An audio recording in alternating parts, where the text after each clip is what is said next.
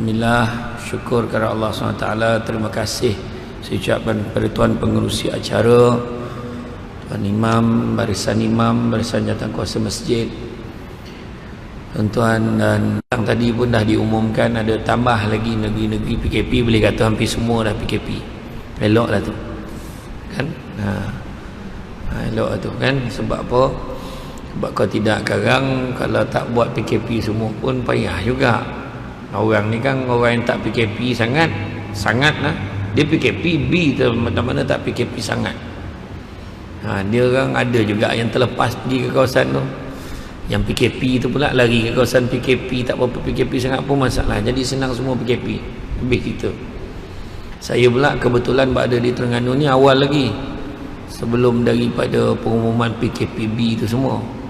Sebab kebetulan ada penggambaran program My House, iaitu kita membaiki rumah-rumah asnaf.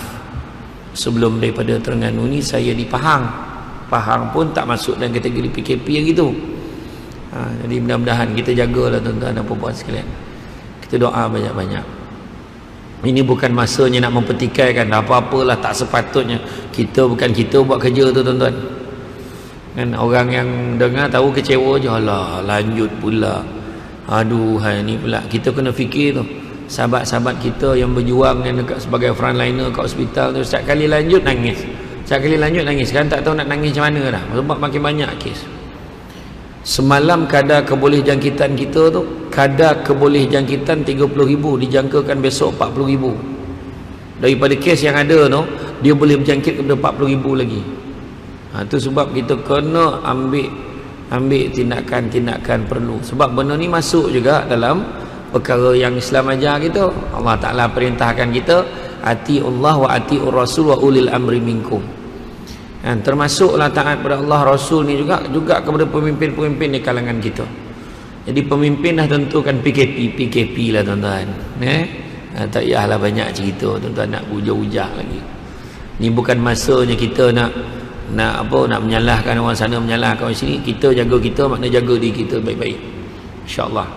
Dalam masjid kita kawal. Sebab kita takut ni, bukan takut apa, takut tak lama lagi nak Ramadan tak terdaya tuan-tuan, nak sembang tarawih kat rumah lagi. Kan? Kan masing-masing kan, nak balik ke sejik kan, nak sembang tarawih kat masjid kan, kat surau. Yang penting kita jaga. Masing-masing bukan main lagi dulu, rindunya masjid kan, tak main tu. Sampai masa buka beli atas masjid tak datang tak, penyakit kan tu. Tak apa penyakit tuan-tuan orang kan, dia gemar nak tunjuk berlumba-lumba. Jadi benda ni semua berkait rapat dengan apa tuan-tuan? Berkait rapat dengan keimanan.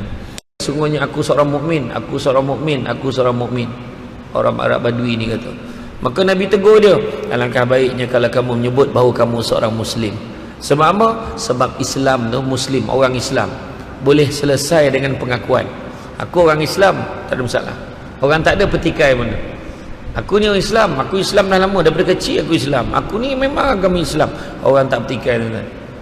Tapi kalau berani tak siapa cakap, setakat ni alhamdulillah, akulah orang yang beriman dalam cenderung ni. Cubalah cakap. Kalau beranilah cakap kan.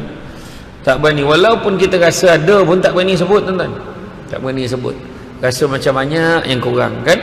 Jadi hari ni kita nak cerita tentang iman. Bagaimana nak memelihara iman kita. Banyak orang menyangka bahawa dia seorang beriman, tapi bila diuji keimanan mereka oleh Allah menerusi solat, ibadah, kesusahan, penyakit dan sebagainya, ternyata mereka tidak memiliki iman sebenar-benarnya. Mereka menyangka mereka beriman kerana mereka beriman secara keturunan, bapanya Islam maka dia pun Islam. Iman perlu diusahakan untuk memperolehinya. Islam memang Islam, tapi iman belum tahu lagi kan. So sebabnya kalau mengucap dah. Solat jugalah, ada time dia solat, ada time dia tak solat kan. Saya pergi ke Kemboja tuan-tuan. Saya pergi ke Kemboja masa beberapa tahun kan, yang Melayu Campa tu kan, kaum Cam lah, Cam Melayu kan, siapa pergi dia tahulah.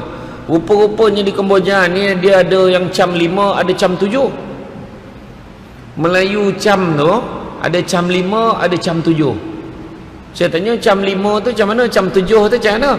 Cam 7 tu dia semayang 7 kali seminggu. Mana sekali sehari je. Tu jam 7 nama tuan-tuan. Yang jam 5 tu macam kita, dia sembahyang 5 kali sehari. Ada. Tuan-tuan fikirlah tu tuan-tuan. Masa kita pergi Kemboja tu tengok memang kesian. Dan alhamdulillah sumbangan seluruh dunia banyak bagi dekat Kemboja ni, termasuklah Malaysia. Dan terutamanya yang paling tak tahan, kata mufti Kemboja tu, Datuk Haji Kamarudin. Dia kata apa? Dia paling tak tahan, banyak betul sumbangan orang bagi masjid dengan surau. Berebut masjid dengan surau. Apa? Tapi sudahnya dia kata tak nak lagi dah, tak nak. Jadi kalau nak bagi sumbangan tuan-tuan, siapa yang pergi sana? Tanya dulu mufti apa keperluan dia. Kalau keperluan dia tentu nak buat tempat duduk, sekolah ni nak repair, bagi tahu. Sebab sumbangan kadang-kadang bila terlampau banyak masjid dah orang pula tak ada. Tu masalah dia. Dulu gaji mufti negara Kemboja, mufti negara bukan mufti negeri ya. Mufti negara Kemboja RM500 sebulan. Tuan-tuan fikirlah, nak jaga satu Kemboja. Tuan-tuan bandinglah dengan mufti negeri dalam Malaysia. Siap driver, siap office, siap apa kan. Alhamdulillah. Sebab cara kita jaga agama ni lain. Tetapi baru-baru ni naik, alhamdulillah. Sebab presiden di Kemboja dah mula nampak orang Islam banyak bagi undi menangkan dia.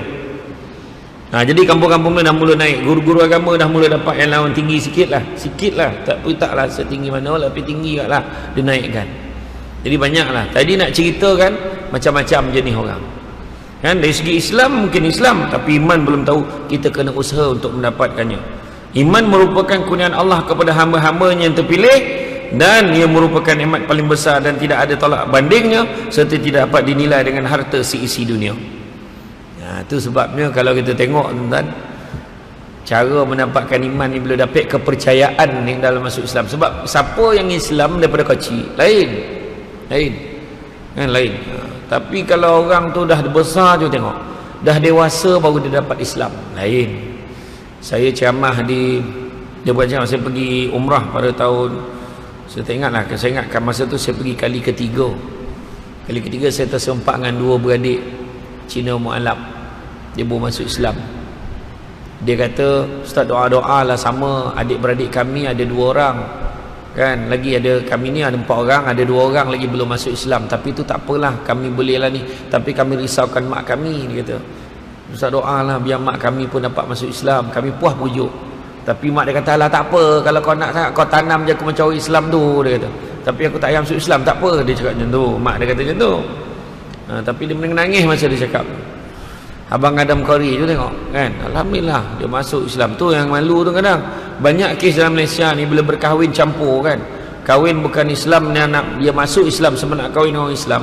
Banyak juga kes yang masuk Islam tu lebih taat daripada orang yang ngajak dia masuk Islam dengan perkahwinan ni.